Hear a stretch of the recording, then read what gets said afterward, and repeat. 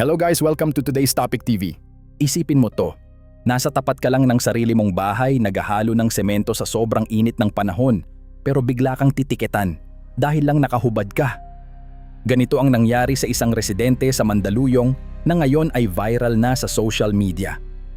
Naghimutok si Norieta Langquino matapos tiketan ng mga pulis sa Mandaluyong ang kanyang asawa habang ito'y naghahalo ng semento sa tapat ng kanilang bahay sa Barangay Addition Hills.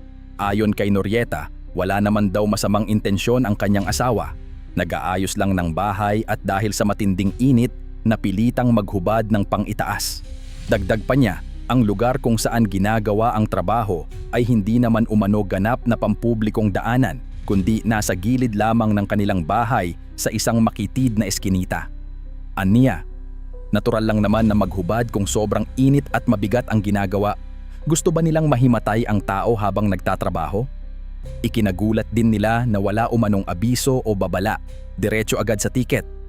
Para sa kanila, dapat sana ay may warning muna bago magbigay ng multa.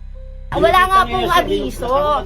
Dapat po may abiso, di ba? First offense, second offense, third offense. Dapat may ganun o kaya may warning. Hindi po kagad ticket. Sa kanila, ticket agad Warning po dapat kaagad. So ma'am, hindi niyo po alam na bawal ang nakaubad? Ganito po, bawal, alam po namin. Aminado naman si Norieta na alam nila na may mga batas laban sa paglabas na walang suot na pang-itaas. Pero para sa kanila, iba ang sitwasyon kung nasa tapat ka lang ng sariling bahay at may ginagawa ka namang mabigat na trabaho. Siyempre maghahalo ka sa sobrang init ngayon. Kaya ito lang naman po yung bahay namin. Sino ang nakahubad? Si Johnny. Oh. Kasi simple nagkahalo mainit. Ma'am, ano pong binigay sa inyo? Wala. Ayan, ticket po. Ano daw pong gagawin lang sa ticket? Siyempre, babayaran namin yan doon sa munisipyo.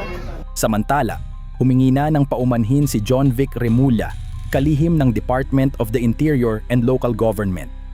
Ayon sa kanya, naiintindihan niya ang kalituhan sa insidente kaya agad siyang nagsorry sa apektadong residente.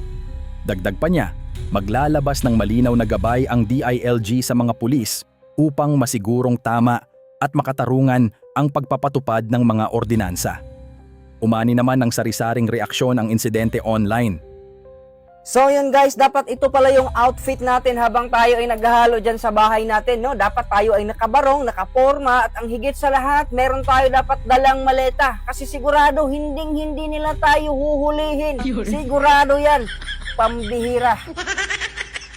May ilan na sumusuporta sa pagpapatupad ng batas, pero marami rin ang nagtatanong, masyado bang mahigpit o may kakulangan sa konsiderasyon? Sa huli, isang simpleng tanong ang naiwan sa publiko. Sa panahon ng matinding init at sa sarili mong bakuran, krimen na nga ba ang maghubad habang nagtatrabaho?